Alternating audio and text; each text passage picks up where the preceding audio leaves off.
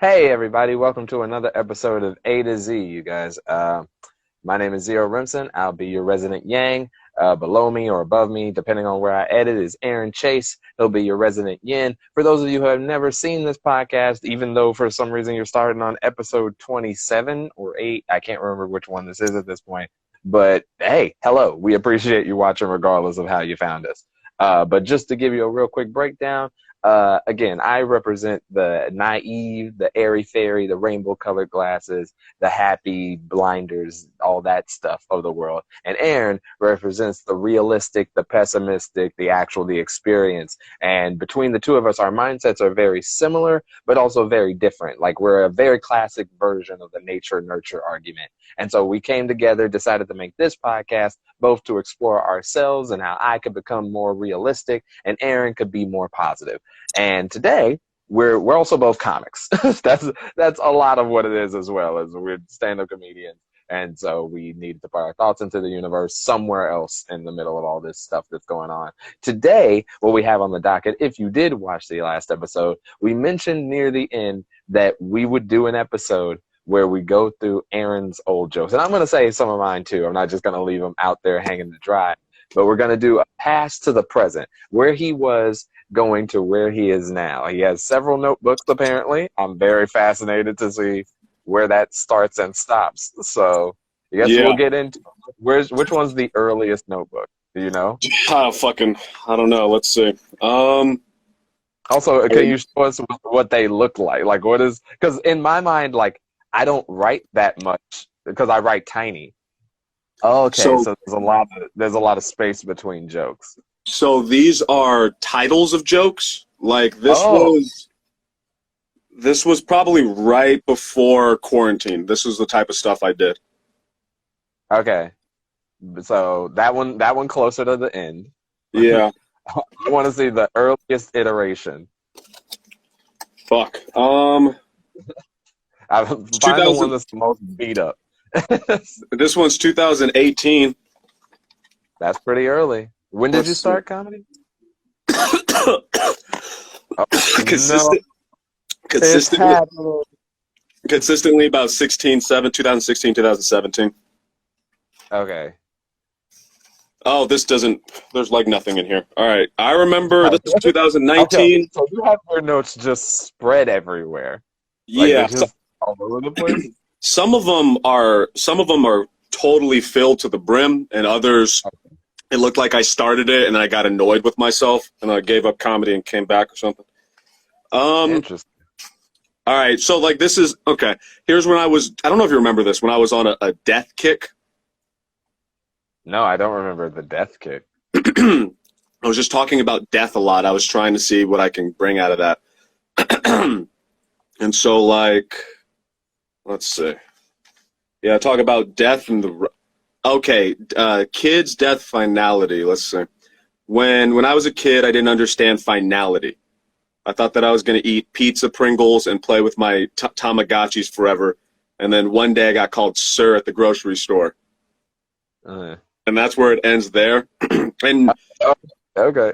Already, like, as in the way I think about it now, I could probably do a lot with that. But at the time, that was another part of this. It's the back what you used to be to now. And the question that I asked last time was like, do you still see like value in these besides the obvious value of like you learned from them? But could you see taking these jokes and doing them in the voice you do now, or are you so far separated from who you used to be that you can't? I could take something like that and mold it into who I am now, and I think I could actually make it pretty good. But it's not where my headspace. Like I know what I believe when it comes to that, but it's just not where my headspace is. I wouldn't enjoy talking about it. Okay. But it's weird reading it. I can. All right. My opinion, WNBA. Oh, okay. I've accepted that my opinion isn't worth much. Okay. Neil deGrasse Tyson. Okay. Neil deGrasse Tyson. Oh, okay. So I've accepted. So now I get what I'm saying. Yeah, because I would write in like ideas, And I Yeah, would me too. understand, you know, That's exactly how my notes work. And sometimes I go back and I'm like, what was I saying? What do yeah. I mean? I'm going to clean this up a bit as I read it. Okay. All right, I've accepted my opinion isn't worth that Oh, much. no, no. Read it as it is on the paper and then clean it up. Jesus I want Christ. what is in note form. This is important for the people. Well, can I do I'm going to do it first and then I'll read it because it's going to fuck it up. Okay, fine, fine. Do the joke cleanly and then read it as it is on the paper. All right, so I've accepted that my opinion isn't worth much. Like, there's people whose opinions who are important, like Neil deGrasse Tyson or like Serena Williams. My opinion is like the WNBA. It's just completely insignificant. Okay. That's the idea. And then what I Okay. wrote, I get the premise. yeah, what I wrote literally was, I've accepted that my opinion isn't worth much. Neil deGrasse Tyson, that gets respect. Like Serena Williams, my opinion is like the WNBA. It's insignificant. Got it. Okay. This is more worked out. And a lot of this, the reason there's so many is because I reword and I keep, like, I'll cross it out and then I'll add more to it and I'll fix it. So it's not like, what's up? Go ahead. I was just gonna say, like, so you like when you're deciding to, I guess, revamp it, or you're done with whatever version is on the, you like fully mark out the page. Yeah, that's what I do now. So I'll write out ideas, or I'll write stuff out, and then when the page is full, I'll relook at it, I'll rewrite it, and it'll be a little cleaner, and then I'll X out that page. And then I'll add more, I'll rewrite it, it'll be a little cleaner, and then I'll X out that page. And then it just builds. Okay. So you prefer the actual pencil, pen to paper than you do the digital? What do you mean? Like, because I do all mine on Notepad. Like, I write out all my bits on Notepad. Yep, I'm analog, man. I'm like a soldier from World War II. Like I just don't. What? I was just gonna say, is it just easier for your brain? Like, what is it about it? I think it's easier for my brain. I like things that are tangible. And I think it's easier to remember when you physically write it down. And it also, I'm not good with like organizing my technology, so it won't get lost. It won't get deleted by accident. That's funny. Opposite. Like I don't do paper because I'm like, I'll lose the piece of paper. Like the thing is like, because first of all, I'm not walking around with a notebook. So things just like hit me sometimes. That's pretty much how most of my jokes come to me, is like, I'm just here. Okay, I'll put this in my notes and I'll just write a real quick scribble and then I'll save it. It's in my pocket. I don't think about it until I need to look at it. But like for a notepad, for me personally, like to start carrying it around is one thing. Then to not lose it is asking a whole lot of me.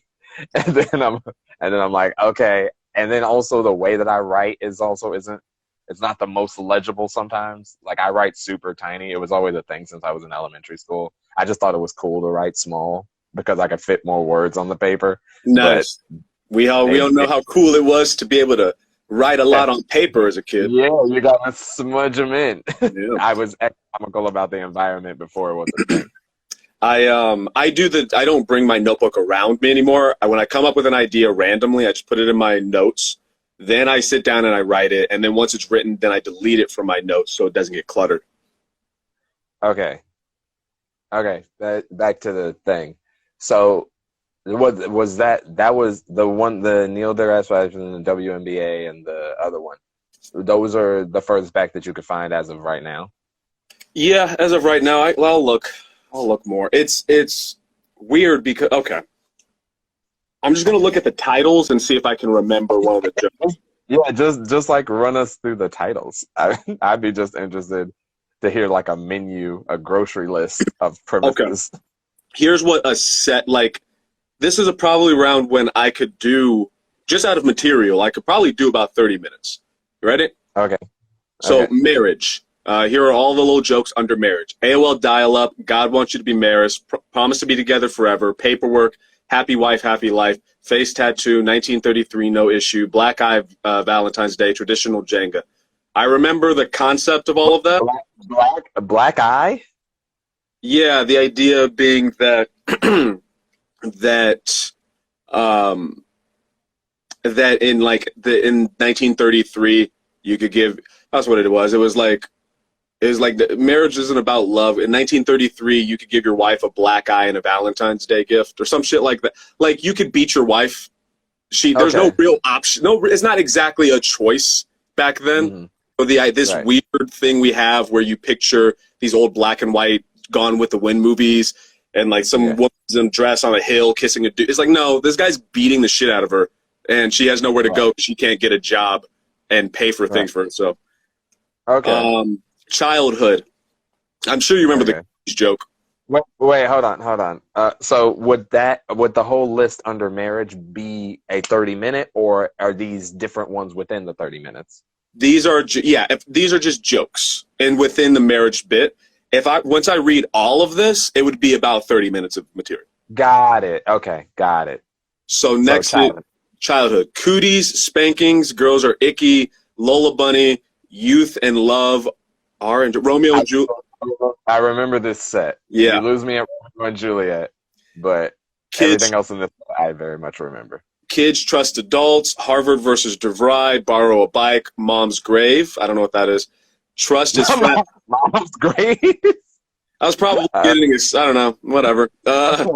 Trust is Okay. fragile, truth or dare, fear factor, truth or dare, compound fracture, bar versus saloon. Then Oh, I'm just with bar versus saloon. I basically said that kids are really, how does it go? Fuck, I don't know. It doesn't matter. It's stupid. Then probably wrong. This was me acknowledging what? I'm just loving the titles of these like chunks of bits. It's Yeah, like, okay, childhood, totally understandable. Marriage, totally understandable. Probably wrong. It's like it starts to get Jeopardy-esque. it's Fresh Prince, Learn Something, BDSM, Word 15. I don't know what that means. Mom mistake, right, wrong, Frosty. Yeah, I don't know. I don't know what the fuck I'm saying. What? Is this Frosty the Snowman or Frosty the drink the The Wendy's drink. I think what I was getting at was that people that dip their French fries in Frosties are wrong. okay. Then this is when I Hot gave a take. I said that's a hot take. yeah. I sure am intelligent with my comedy. Pushing the envelope. And then this is where I gave a fuck about like dating and girls and shit. Was Bad. this did you organize these to be in this order when you thought of it in 30 minutes? Because I No, find it interesting that dating is so far away from marriage. no. I could have. What I did was, and I still write this way. These are all interchangeable. So Got it. they're in chunk form. Like if I wanted to say marriage, all right, well I could do everything under marriage, but I can mix marriage and childhood, and I can make it go back and forth. Or Okay. and yeah, I could do all of these in any order I wanted to do. Right. So Okay. nothing was completely connected to the other thing. Yeah, it's weird. Like I just don't even. I know how I was thinking when I wrote that way. I just don't think that way anymore. Okay. Would you use those same titles under, or what would your titles be now? Or are they just still childhood, marriage, Yeah, wrong? I mean, if the topic is marriage, I'm just gonna write marriage. So yeah, I would probably keep it the same. It's just Like legitimately what you're working on now. So now we're transitioning from the past to oh what you've currently been on. What's your tip? What are the titles of those tips? fuck. I wish I had my notebook on me because I have it written in. I have it written in the phone, the set list. Let's see. Uh, isn't it weird how you say this shit every day? Yeah. Well, okay, so what is 3 a.m.'s Denny energy under? Oh, that's just what it is. 3 a.m. Denny's energy. Okay. What is office? You can't work in an office. Day job.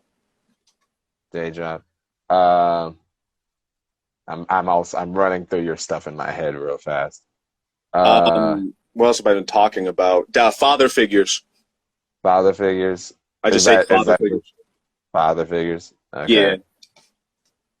And then current relationship stuff. guns. I was gonna start writing about that. I think I'm gonna start writing about deaf people. Deaf people. Like Yeah, the sign language deaf people? yeah. Okay. Everyone's Interesting. everyone's always like, oh, but you should fucking talk about that on stage, and they don't Mm. understand. I'm not gonna say nice things. That's what they don't like. In fact, my whole thing about deaf people, I think I'm gonna say is completely tear down people's perceptions of people with disability and explain Mm. that people with disabilities have a tendency to be fucking assholes because you Mm. guys get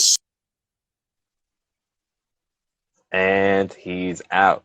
We were doing so good, you guys. We went 19 minutes, and I think his phone did that thing his phone does where it overheats. I'm gonna, again, hope like I usually do that he'll be back. Hi, we're doing the podcast thing, but Aaron's thing is glitching out right now a little bit. So I'm gonna hold out hope for like 30 more seconds that he just pops right back in. He was explaining how he's working on some bits. Oh, he left. Okay, so we'll wait until he joins back. Uh, so it's just me again. Hey guys, don't you guys appreciate your zero me one-on-one time? Because I think you do. I imagine you do. I need you to like it. um, let's see. I should probably eventually get to talking about like what I'm working on. I'll get it when he comes back in. This is the hard thing about doing the thing when he's gone and I'm on my own. I could obviously talk for hours on my own, but it's trying to keep it just enough tangentially related that when he comes back, it's not like I'm completely dropping a thing that I was talking about with you guys, and that we could easily flow back into whatever me and him were talking about before he left. Um, okay. Is he back? Or is that me? Yep, he's back. Okay. Ba-dum, ba-dum, bum, bum, bum, ba-dum, ba-dum, bum, bum. See, I was having a good time making them think. Overheat? yeah. I figured. But you were saying. That we're talking about deaf people. Yeah, so it's what part of me is concerned about it because it is my job and I don't feel like having problems. But at the That's same true. time, yeah, at the same time, it is something that I've been trying to branch out from the topics that I talk about mostly. Like I want to Mm, just branch out a little more, expand my horizons. And the whole deaf thing is something I know about. It's unique. You're never going to hear that from other comics. But right. it's like as soon as I bring up that I'm an interpreter, the reaction's always way more excited about that than it is stand up. And that annoys me because stand up comedy is more interesting. It's more interesting, it's more entertaining, it's more enjoyable, and it's less fucked up. Right, but that's what, and that's funny because the perception exactly how you're saying it is that if you're an interpreter, especially for people with disabilities, there's a certain level of like you're people. The thing about our jobs, right, as stand-up comedians, is like our whole thing is the illusion of making it seem easy, making it seem like we don't do anything, like it's just you get up there and then you be funny, right? That's the idea. The problem is because we make it look like that, because we work that hard to make it look like that, and they buy the illusion, there's like a lack of respect for it as an art form. It's one of the only entertainment forms that really gets kind of like spit on in a certain regard. Like people don't go to theater plays and then like I could be an actor. Oh, I could sing if I wanted to sing, but like they'll do that with comedy. But with being an interpreter, it's not even a low barrier of entry thing. It's like it just feels like something that's giving back, you know? Like because you're helping people. It's like it's one of those. Just so you know, that is the biggest fucking pet peeve for Mm. interpreters and deaf people. Really?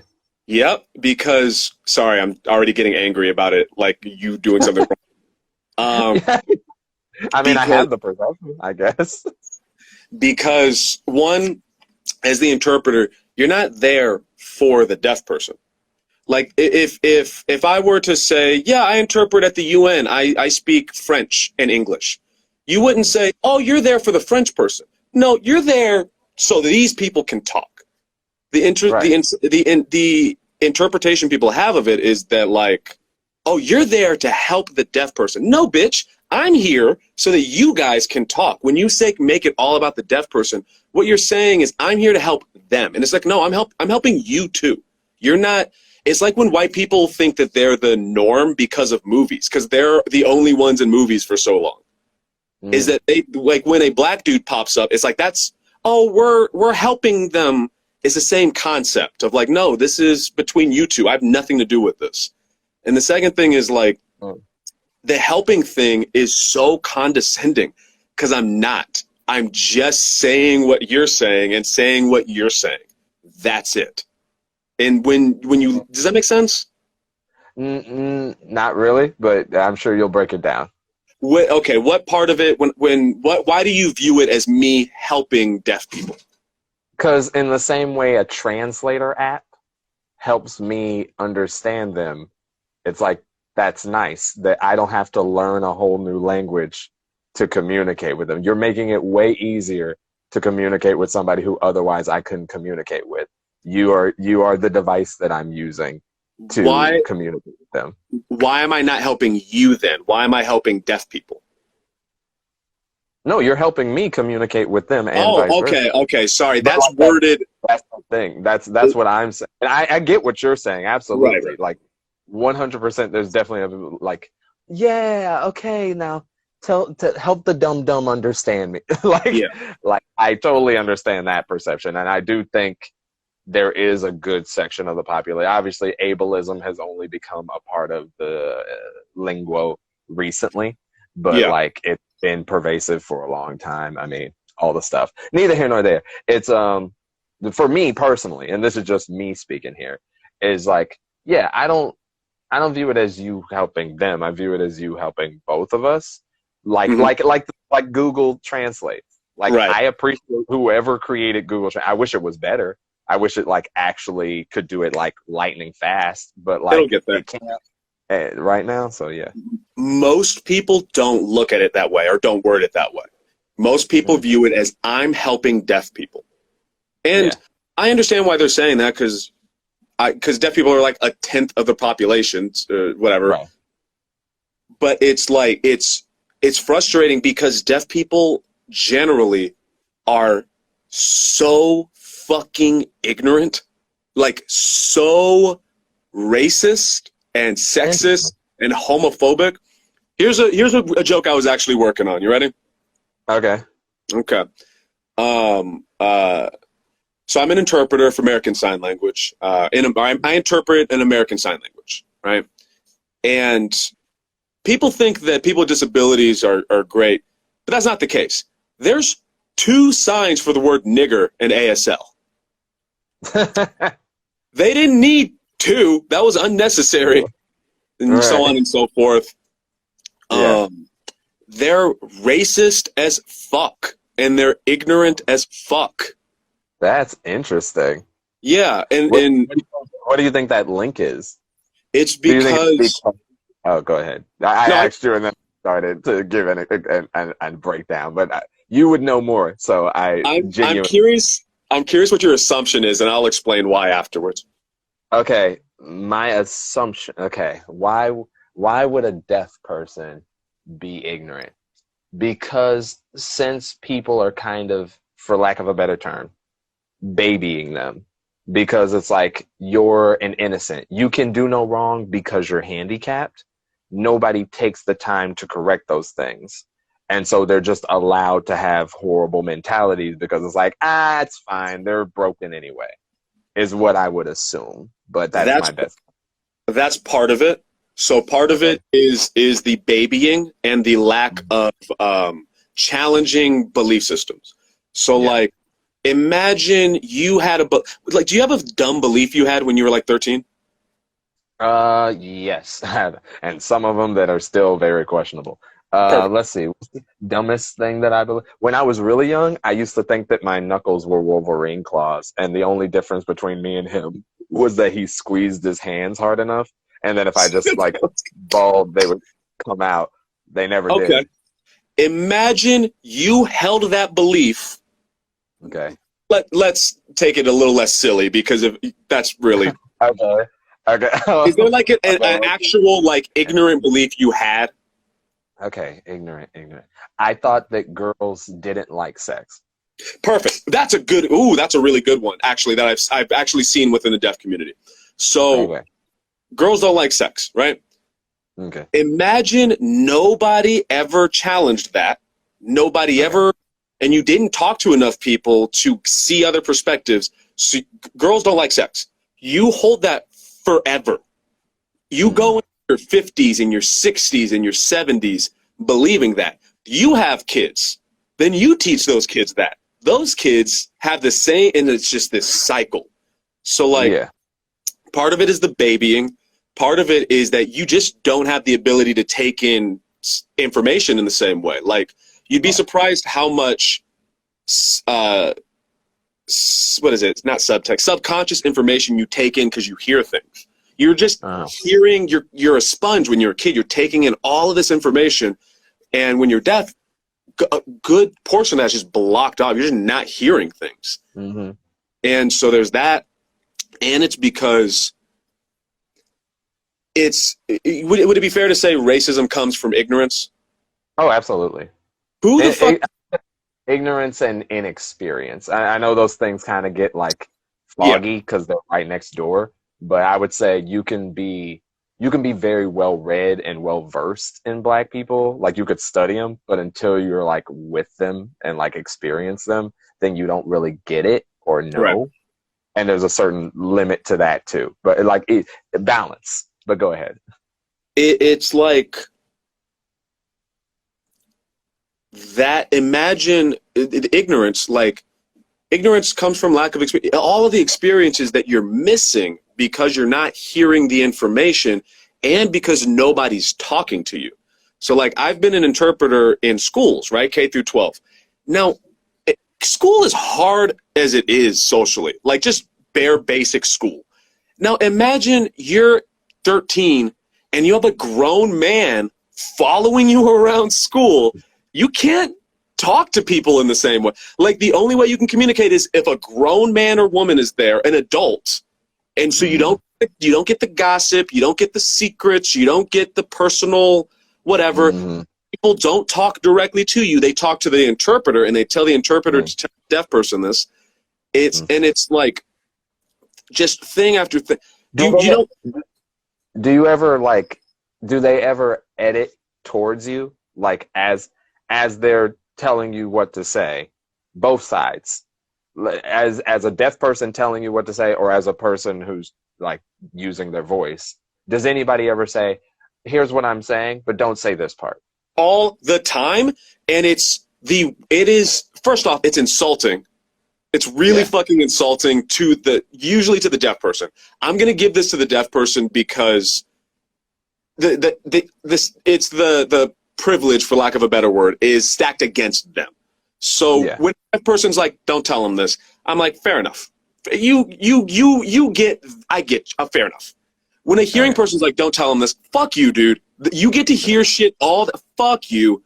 Just don't Yeah. say it then. Don't tell me. I don't want to know. Right. Uh, Because and that is a weird dynamic to pull to go to another person and be like, "Hey, be a piece of trash with me," and like it's don't tell them this thing. But I've I'm been still in so we both know. I've been in doctor's appointments all the time. All the time I'm interpreting back and forth like I'm supposed to be doing. And then the doctor says, "Don't tell them this," and then starts talking. And first off, I do it regardless because fuck them, and that's my job. That's like Right. morally and ethically, you could get me fired for that, you piece of shit. And then Right. the second thing, and what they do is they say, "Oh, whoa, I told you not to tell him that." And I say, "Whoa, I told you not to tell him that." And then that person says, "Tell me what?" And then a big whole thing happens because fuck Yeah. them. But the Right. second thing is, you're still moving your mouth. So the deaf Right. Right. person can I fucking can't just see you. look at you. Yeah, I can't just. That's funny in there. That's built in. I mean, don't get me wrong. Do your art however you're gonna do your art, but there is something funny about like like he can still see you. Like I'm just It's supposed to sit here and go, oh, he didn't say anything. the you would be blown. Do you know how many times, Zero, Someone has said to me, "So do you read Braille?" Why the fuck would I know Braille? What? Yeah. What would that do for your interpretation? I don't know. People are so stupid. I don't know. Why? If anything, it is the sorry. The only way, but then it wouldn't. That's not Braille. That's I don't know what that is. But if you needed to, yeah, you could just write it because they can still read. No, they Like can't. they can't read. So, oh, there's more. There's more, Zero. Get ready. Get ready. This is why I don't want to talk about deaf people on stage, is because it makes me angry, and because then the only thing people talk to me about afterwards is deaf people and sign language. Yeah. Don't give a shit about it. Not that I don't give Yeah. a shit, but like it really frustrates me. Yeah, I get you. But okay, another ignorant thing, and then what was I gonna say about before Braille? Were we gonna move off of the deaf people thing? How ignorant it is, how they got ignorant, what Yeah. happened? Here's hearing people. Here's hearing people and their fucking stupidity. You ready? Okay. People will say to me all the time, "Oh, well, I say things like, I wish I knew Spanish, or I'm working on Spanish so that I can go across the world and communicate with more people." And they're like, Yeah. "Well, no, I mean, you can just do American Sign Language, right? Anywhere." And I'm like, "Well, it's called American Sign Language." They And also would they what's would up? also have to know American Sign Language, right? Right. Like that. There's Mexican Sign Language, there's British Sign Language, Chinese Sign Language, Japanese Sign Language. And then the response I get to that all the time is, "That's stupid. Why don't they all just do the same sign language?" And it's like, all right, fucking idiot. Imagine aliens came down to Earth and were like, "All of you speak Russian. Why are you all doing these different languages?" It's like a Yeah. language it's you don't go into a classroom on a whiteboard and say, "All right, here's the word for chair." Like it naturally comes out. Like it's a natural thing. We also that's the one of the beauties of the world. Personally, obviously, rose-colored glasses here. This is the yang in me. One of the more beautiful things about the world is that like cultures are different. We Yeah. have different words for different things. There are some words, and it's one of the things that fascinate me. There's a word for this thing that I'm about to describe, but I can't even remember it. That other languages have a word to describe something that Hmm. certain languages don't have. Like there's words in Japanese that are like there isn't a word for that, but Hmm. there's the general feeling, and I'm like, I love those. Like I That's love things. that's another thing that's annoying about knowing a second language is people say, "How do you say fucking this word?" And it's like it doesn't translate. I can't just okay. If you said Words. if you said to me, "How do you say shaman in sign language?" It's like, well, there's no word for that. I would have to explain it and put in context. It's not that simple. Or Right. deaf people not being able to read. Get ready, Zero. Get fucking ready. Okay. About 90 to 95% of hearing parents, meaning people that can hear, that have deaf children, do not learn sign language. I'm How do they not communicate exaggerating. with What? kids? They How do they fucking, communicate? they don't. Here's what they do. Sorry, I'm especially riled up because I was dealing with this shit today. I deal with it every single day. I'm That's mostly work. little side tangent. Keep your thought. Don't lose it. Okay. It's also very interesting to me. And I know because you've talked about this before where you're like, it may seem like I care, but I don't really care, but I do, but I I don't. care. Yeah. Pass on over it. At the same time, it's fascinating to see you passionate about a thing that isn't like directly you. Like it is you, but it isn't you. Like on some levels, there's like the innate child neglect that was also a part of your childhood. On Yeah. the other level, like it's not you how much like Black Lives Matter is you, or how much like all the other like government string tying rich people, white, whatever, like all that is you. So it's interesting to see like that much like you get literally like you're mad about it. Like Yeah. you get it upsets you both because to be fair it is also just annoying to deal with at your job. Like I'm not passionate about being a delivery person, but there are things that happen on my job that are upsetting. But go ahead. Imagine the emotional toll. Like, imagine, especially being someone like me with my background, and you're watching kids slowly just trot on over to their like destruction, and Yeah. it can be stopped. I'm in a position, I can't say too much. That's the other thing about doing it on stage. Yeah. Like, there's a confidentiality thing. I can't say much, but what I can say is I'm dealing with a kid that is younger right now, who is at the age of like, this can be fixed if you everyone gets together, works on this kid's not going to go down the track that I already know they're going to go down. And I'm seeing the emotional issues coming up. I'm seeing the outbursts. I'm seeing the bullshit, and I can't do anything about it. I just have to interpret and watch the amount of pedophiles I've had to interpret for, Zero, and just Whoa, the whoa, whoa! We took a big jump there. What? so the okay. Remind me to tell you about the pedophile stuff. I'll get to the reading and writing stuff. Yeah, I'm So not gonna forget the pedophile stuff. yeah. So most hearing parents, they don't learn sign language. They don't fucking do it. And the reason they don't do it, I guess, is laziness, or they think that their kids, well, they think their kids broken. Like that not the mentality is like, we'll just make them hear. We'll take them, we'll make them, give them hearing aids. We'll teach them how to voice things. And it's like, that's only going to take you so far. You're stripping this kid from their culture. There's a deaf culture. There's a community. When you don't teach them sign language, what you've now done is fucked them, because hearing people aren't going to accept them because they're going to have the accent. They're never going to fully be embraced. And deaf people aren't going to accept them because they don't know how to sign and they don't understand that culture. You are fucking your kid up. And then what they do is, instead of, so I'm so sorry, here we go. Instead of, I'm interested. Instead of learning American Sign Language, they create home signs. So just in their household, they just make up shit, which is the equivalent of saying goo goo gaga to your kid and sending them out into the world with just goo goo gaga. You're fucking your kid up. You're fucking you are destroying their lives. And on top of that, at a certain age, you lose the ability to, if you don't have a language, you lose the ability to kind of piece together high concepts. Yeah.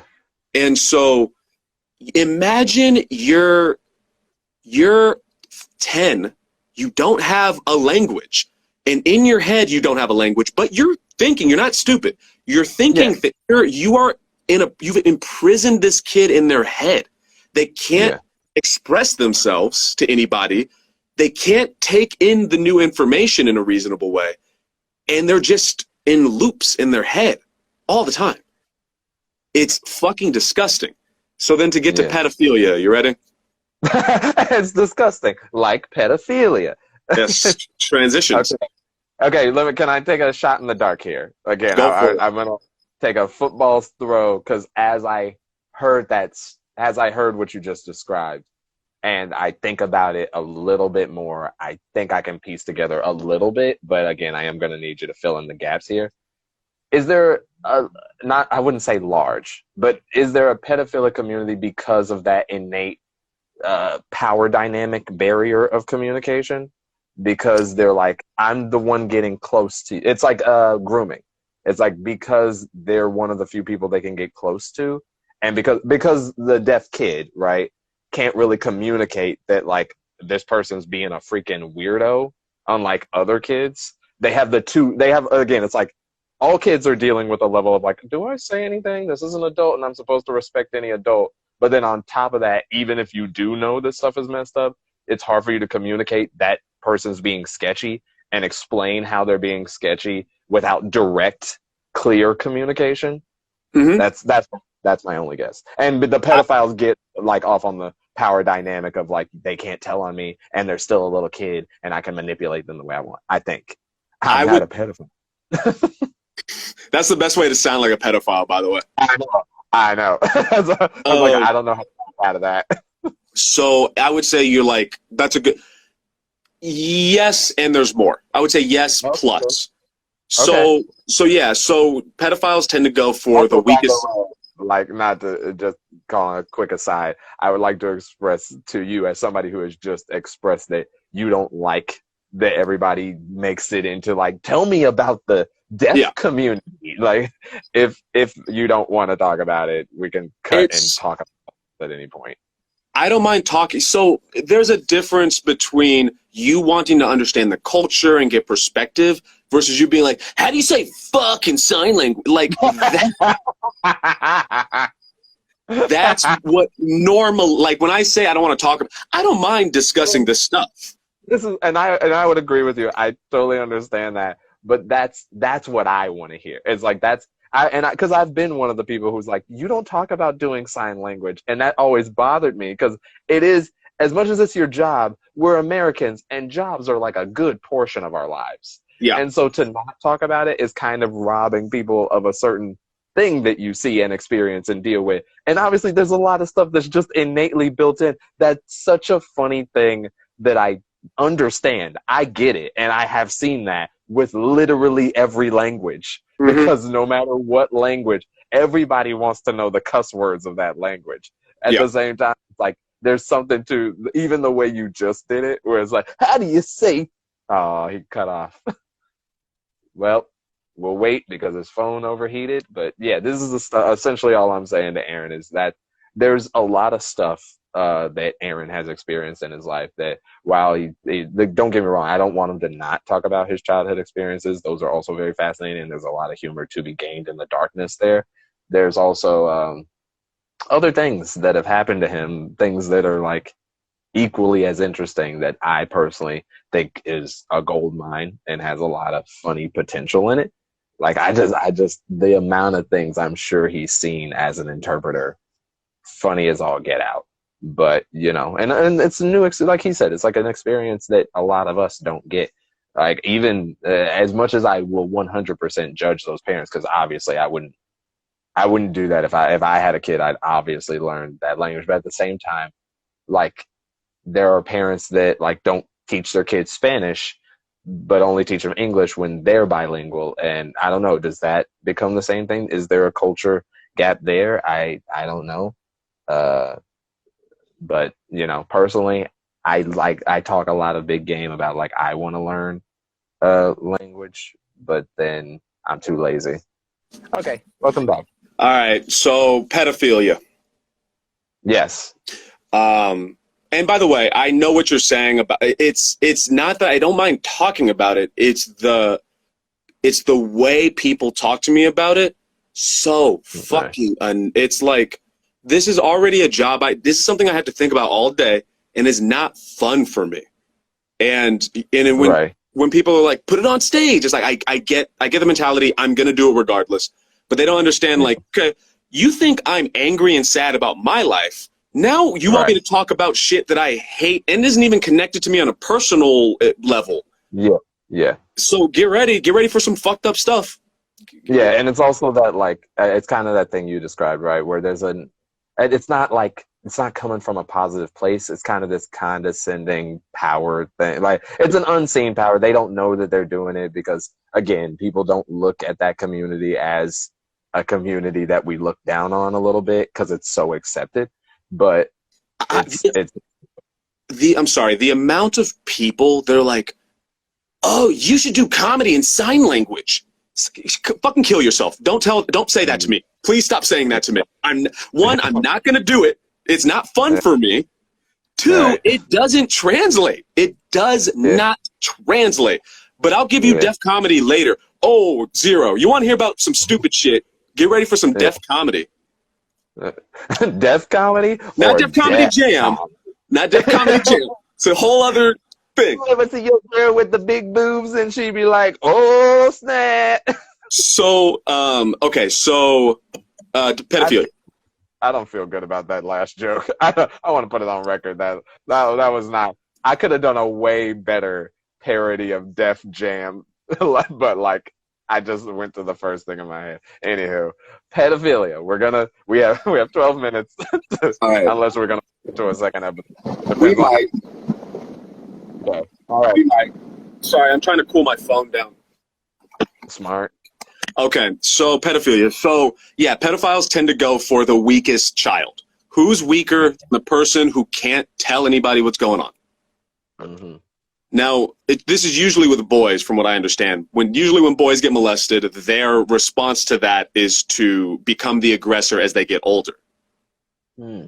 So what ends up happening is little deaf kid gets molested, can't do anything about it for years, gets older, then molests other little deaf kids. And then the cycle continues over and over again.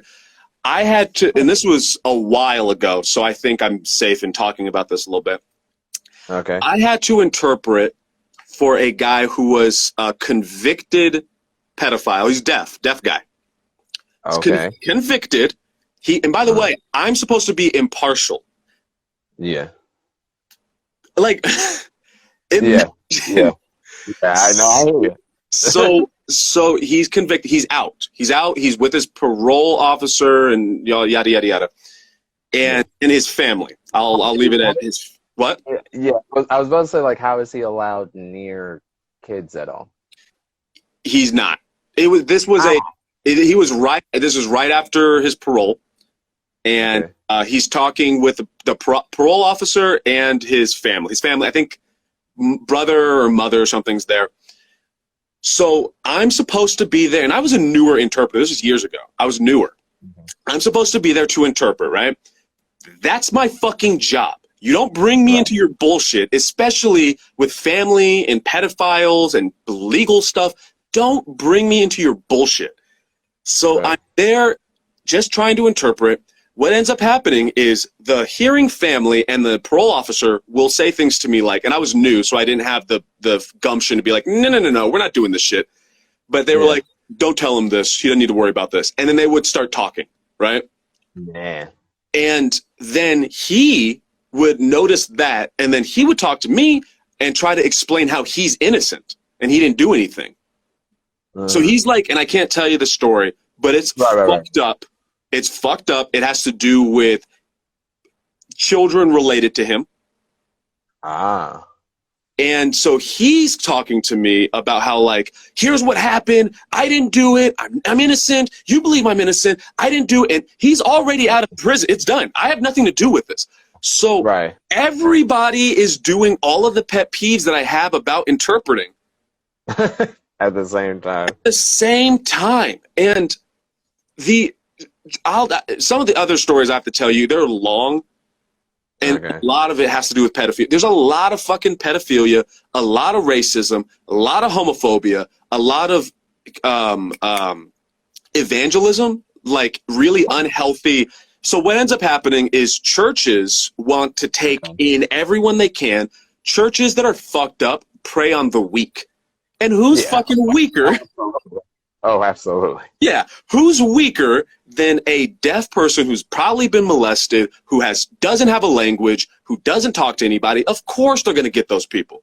Those people to the church, and then they get those fucked up thoughts downloaded into their brains, and then they pass that along. It's fucking disgusting. It's a cesspool.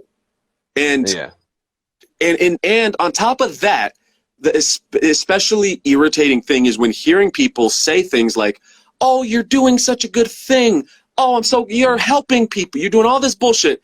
And it's like, if you really gave a fuck about deaf people and people with disabilities, then you would also do something. What you're saying is you want to live vicariously. You want to feel like you're giving me a compliment for something, and then you get to feel good. You selfish piece of shit. Like, it is wholly frustrating. And I know unless I'm able to word all of this really well on stage, people aren't going to leave me alone about it. They're going to talk to me about it. Yeah, because you're sitting on a can of worms is the issue, is to break open the lid on, hey, there's some messed up stuff going on in this world that you don't exist in. Like, especially with the generation that is now, who's like uber caring and like, we really want to heal the world. Every time they hear there's like injustice, they're like, what? How do we get involved? What do we do? And like, that's a good thing on a lot of good levels. However, there's also not a real, it's one of their flaws is the not understanding how there's a not traditional. There's a practicality. There's a practicality at work that has to exist for this to exist. In the same way that they'd be like, we got to do, like, they'd be like, we got to do something, but they don't care that Aaron, that's his job. And like, they'll go and talk to somebody. And then the ladder of power will get down to you, and then you'll lose your job. Like, Yeah. because they're trying to get justice. And they also, again, like the vicarious thing you're talking about, it's also a fascinating thing to see, like, yo, I'm a part of my thing is that I can't. I am a conduit for all this dark, messed up stuff. And it sucks that I have to go home with that in my head. Yeah. But that's the price I pay for doing this job. At the same time, that's what the job entails. I can't sit here. The most you can do is the thing where you're like, no, I'm not going to not tell them that. That's the most you can do. But as far as all the other stuff, it's like, again, like you said, don't involve me in that. That's not me. Like, I have more.